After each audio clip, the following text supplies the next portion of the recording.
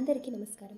అసురులను వధించడానికై అవతరించిన సప్తమాత్రికలు ఎవరు, అందులో ముఖ్యమైన మరియు శక్తివంతమైన వారాహి అమ్మవారి గురించి, అలాగే శత్రువుల్ని ఓడించే వరాహి అమ్మవారిని ఎలా పూజించాలి, మరియు రాజరాజ చోళన్ అనే పడే రాజుకి అమ్మవారు ఎలా ఇష్టదైవంగా మారారు, ఆయన ప్రతి విజయానికి కారణంగా వరాహి అమ్మవారి ఉండేవారట.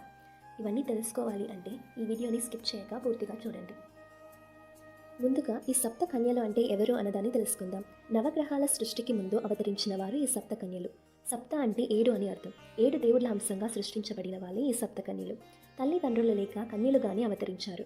ఈ 7 కన్యలు 7 రకమైన కష్టాన్ని తీర్చగలిగిన వాళ్ళు. శుంభ నిశుంభ అనే 2 రాక్షసులను తమ మరణం ఒక స్త్రీ వలనే జరగాలి అని, అది ఒక కన్యగా ఉన్న స్త్రీ వలె జరగాలి అని బ్రహ్మదేవుడి వరాన్ని పొందినవాళ్ళు. ఇలా ఆడవారిని లోకువ చేసినందుకు పార్వతి అమ్మవారు ఈ రాక్షసుల సైన్యాన్ని అంతం చేయడానికి గర్భాశయం ద్వారా పుట్టని 7 కన్యలను సృష్టించారు. బ్రహ్మ, శివుడు, విష్ణు, సుబ్రహ్మణ్యుడు, వరాహమూర్తి, ఇంద్రుడు అని 7 దేవుళ్ళ అంశంగా 7 కన్యలను సృష్టించారు. ఆ 7 కన్యలు అసురులను ఓడించారు. ఆ 7 కన్యలు శివుడి ఆశీస్సులతో భూలోకానికి వచ్చి వీరభద్రుడి సహాయంతో ప్రజలను అనుగ్రహిస్తున్నారు. ఇప్పుడు ఈ 7 కన్యల పేర్లు మరియు వాళ్ళ శక్తి ఏంటి అన్నదాన్ని తెలుసుకుందాం. మొదటి సప్తకన్య పేరు బ్రాహ్మి. ఆమె బ్రహ్మదేవుడి నుండి అవతరించినవారు. సరస్వతీదేవి అనుగ్రహాన్ని పొందిన బ్రాహ్మి అమ్మవారిని పూజిస్తే చదువుల్లో రాణిస్తారు. ఈ బ్రాహ్మి అమ్మవారిని పూజిస్తే చర్మానికి సంబంధించిన సమస్యలు దూరమవుతుంది. రెండో సప్తకన్య పేరు మహేశ్వరి.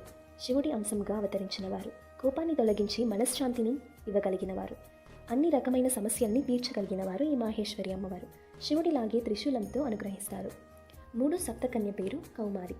సుబ్రహ్మణ్య స్వామి హంసంగా అవతరించిన వారు ఈ కౌమారి అమ్మవారు.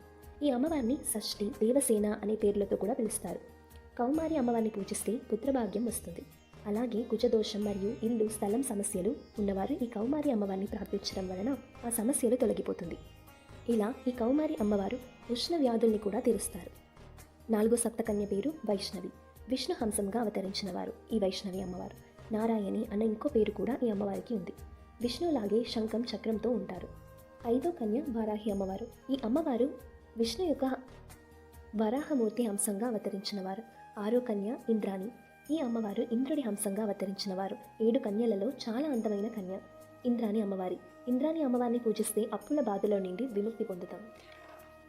చివరి కన్య చాముండి. జండ, ముండ అని పడి రాక్షసులను వధించడానికి ఈ అమ్మవారు శివుడి రుద్రహంసంగా, భద్రకాళి అమ్మవారి అంశంగా అవతరించినవారు. ఎలాంటి మాంత్రిక శక్తులు కూడా అమ్మవారి ముందు ఓడిపోతుంది.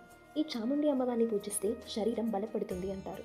ఈ సప్త కన్యలు నిశుంభ, శుంభ అనే పడే రాక్షసులను వధించి దేవతలను మరియు ప్రజలను రక్షించారు. గుడిలు కూడా లేని సమయంలో కూడా ముందు నుంచి ఈ సప్తమాత్రికల్ని పూజించేవారు. అందులో చాలా శక్తివంతమైన మరియు అడవి పంది ముఖంతో ఉన్న వారాహి అమ్మవారి గురించి మనం తెలుసుకుందాం. సప్త కన్యలలో 5వ కన్య వారాహి అమ్మవారు. వరాహమూర్తి హంసంగా అవతరించి పార్వతీ అమ్మవారి సైన్యానికి అధిపతిగా ఉన్నారు. అడవి పంది ముఖంతో ఆక్రోషంగా కనబడతారు కాబట్టి కొందరు అమ్మవారిని పూజించడానికి భయపడుతూ ఉంటారు. వరాహ అవతారంలో కూడా విష్ణు సాధారణ పంది ముఖంతో కాకుండా అడవి పంది రూపాన్ని ధరించారు. ఎందుకంటే భూమిని చీల్చి అసురుల నుండి భూమాదేవిని రక్షించడానికి.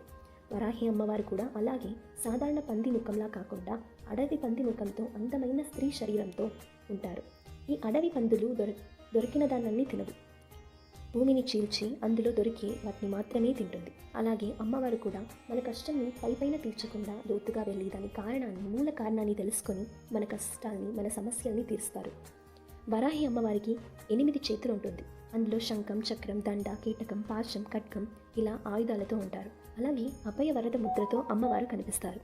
తన ఆయుధాలతో శత్రువులను ఓడించి వ్యవసాయాన్ని మంచిగా జరిగేలా చూస్తారు. శివుడు, విష్ణు, పార్వతి అని 3 శక్తులతో ఉండడంతో వారాహి అమ్మవారిని ఉగ్రదేవత అని అందరూ అమ్మవారిని చూసి భయపడుతూ ఉంటారు. కోపంలో వారాహి అమ్మవారికి సాటి ఎవరూ లేదు. అలాగే భక్తులను రక్షించడంలో మరియు ప్రేమించడంలో కూడా ఈ వారాహి అమ్మవారికి సాటి ఎవరూ లేదు. పంచమి తిథిలో వారాహి అమ్మవారు అవతరించారు. అందుకే పంచమి తిథిలో అమ్మవారిని పూజిస్తే మనకి కావాల్సిన ఏదైనా అమ్మవారు ప్రసాదిస్తారు. తీరని వ్యాధులు, మానసిక వ్యాధులు, అప్పుల బాధలు, చేతబడి లాంటి కష్టాలను తొలగిస్తారు. మన అన్ని సమస్యల్ని తీర్చగలిగిన వారు వారాహి అమ్మవారు. అమ్మవారికి చాలా ఇష్టమైన రంగు ఎరుపు. అందుకే వారాహి అమ్మవారిని పూజించినప్పుడు ఎరుపు రంగు పువ్వులతో అమ్మవారిని పూజించాలి. అలాగే వారాహి అమ్మవారి గాయత్రి మంత్రాన్ని 108 సార్లు జపించడం చాలా మంచిది. ఈ వీడియోలో వారాహి అమ్మవారి గురించి మరియు సప్త కన్యల గురించి మనం తెలుసుకున్నాం. ఇలాగే వారాహి అమ్మవారి గురించి ఇంకా చాలా విషయాన్ని మనం తెలుసుకుందాం. ఈ వీడియో మీకు నచ్చినట్టయితే ఈ వీడియోని మీ ఫ్రెండ్స్ అండ్ ఫ్యామిలీ మెంబర్స్కి షేర్ చేయండి. ఇలాంటి మరింత వీడియోస్ కోసం మన ఛానల్ని సబ్స్క్రైబ్ చేసి బెల్ ఐకాన్ని క్లిక్ చేసి